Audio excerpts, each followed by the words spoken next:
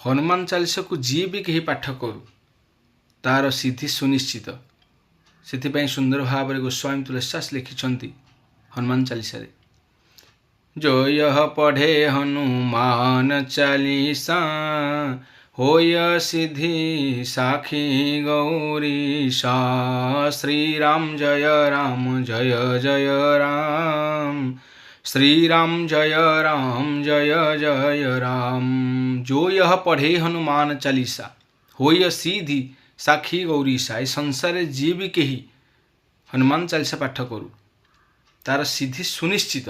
सी पुरुष हो अथवा नारी हो अथवा ब्राह्मण हुंतु अथवा क्षत्रिय हुंतु वैश्य हुंतु शूद्र हुंतु जी भी कही ए संसार जी भी कही हनुमान चालीसा पाठ करे तार सिद्धि सुनिश्चित।